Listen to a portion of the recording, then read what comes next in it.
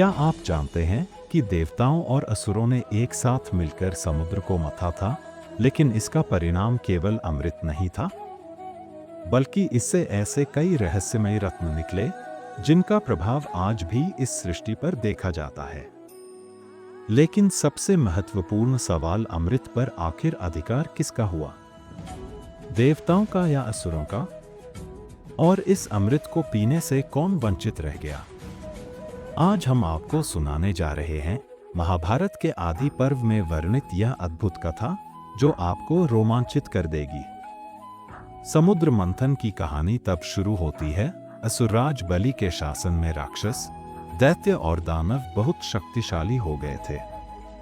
उनके गुरु शुक्राचार्य ने उन्हें विशेष शक्तियां दी थी। दूसरी ओर ऋषि दुर्वासा के श्राप से इंद्रदेव और देवताओं की शक्ति कमजोर हो गई थी। इस वजह से बलि का राज तीनों लोकों पर फैल गया और देवता डरने लगे। इंद्रदेव, जो स्वर्ग के राजा थे, जब असुरराज बलि से पराजित हुए तो वे विष्णु भगवान की शरण में गए।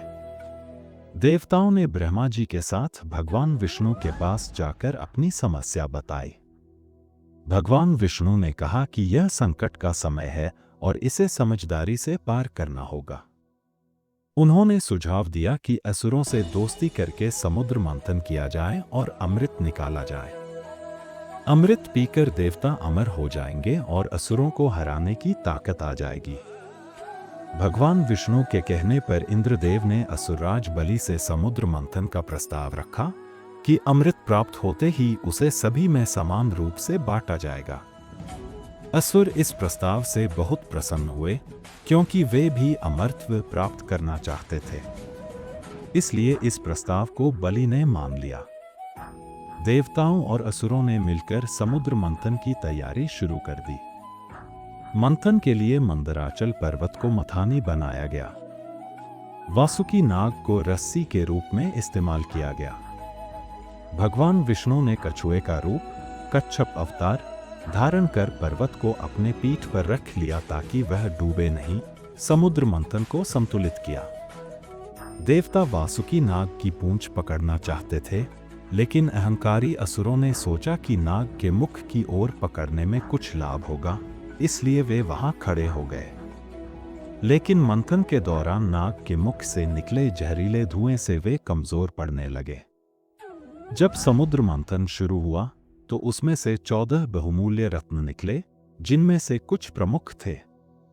एक विष समुद्र मंथन के दौरान सर्वप्रथम कालकूट विष निकला था, जिसके ताप से समस्त सृष्टि में हाहाकार मच गया।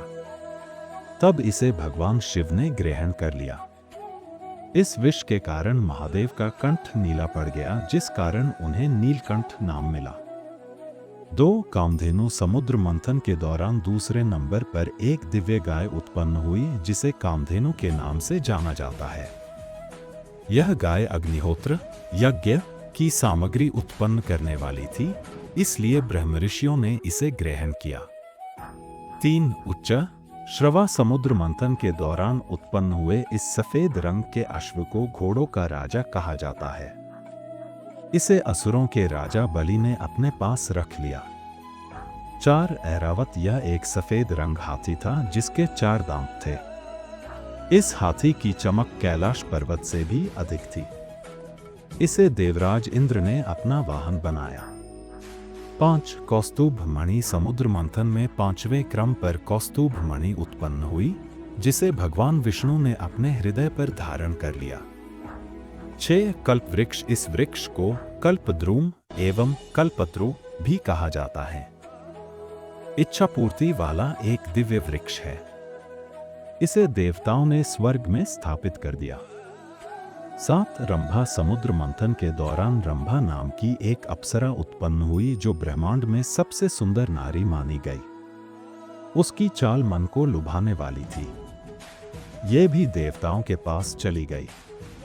8 देवी लक्ष्मी, धन की देवी लक्ष्मी भी क्षीर सागर से प्रकट हुई।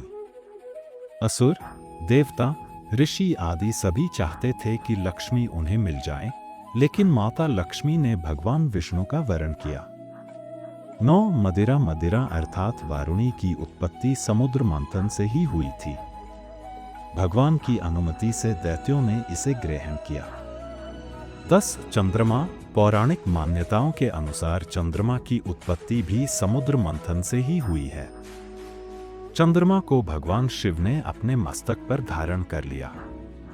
11 पारिजात पुष्प। समुद्र मंथन से पारिजात वृक्ष निकला। इस वृक्ष की खासियत यह थी कि इसे छूने से थकान मिट जाती थी। यह भी देवताओं के हिस्से में गया। 12 पांचजन्य शंख। समुद्र मंथन के दौरान उत्पन्न हुआ पांचजन्य शंख विजय का प्रतीक माना जाता है। यह शंख श्री विष्णु को मिला। 13 धन्वंतरी। समुद्र मंथन से सबसे अंत में भगवान धन्वंतरी अपने हाथों में अमृत कलश लेकर निकले। इन्हें भगवान विष्णु के अंशावतार और आयुर्वेद का जनक माना गया है।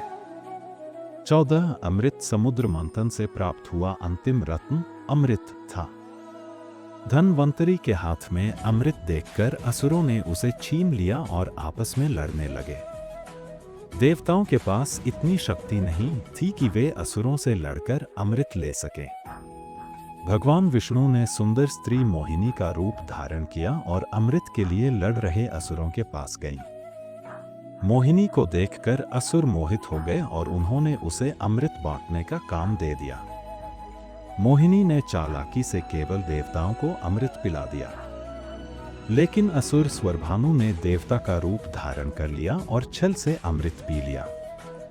सूर्य और चंद्रमा ने इसे पहचान लिया और भगवान विष्णु को बताया। जैसे ही अमृत उसकी गर्दन तक पहुंचा, भगवान विष्णु ने अपने सुदर्शन चक्र से उसका सिर धड़ से अलग कर दिया। लेकिन क्योंकि उसने अमृत पी लिया था, उसका सिर अमर हो गया और वह राहुकेतु ग्रह बना, जो सूर्य और चंद्रमा को ग्रहण लगाते हैं। जब असुरों को एहसास हुआ कि वे धोखा खा गए हैं, तो वे क्रोधित होकर देवताओं से युद्ध करने लगे।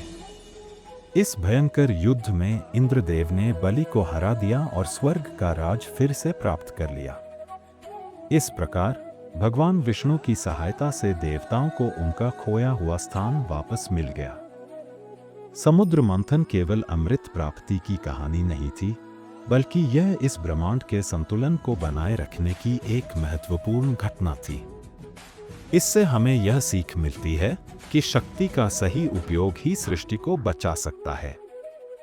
भगवान शिव का विष पीना, लक्ष्मी माता का प्रकट होना और राहुकेतु का जन्म, यह सब हमें यह सिखाते हैं कि हर घटना के पीछे एक गहरा कारण छिपा होता है। अगर आपको यह वीडियो पसंद आया तो इसे लाइक और शेयर जरूर करें। क्या आप महाभारत या अन्य पौराणिक कथाओं की और कहानियां सुनना चाहते हैं? तो हमें कमेंट में बताएं और हमारे चैनल प्रेरक संदेश को सब्सक्राइब करना न भूलें।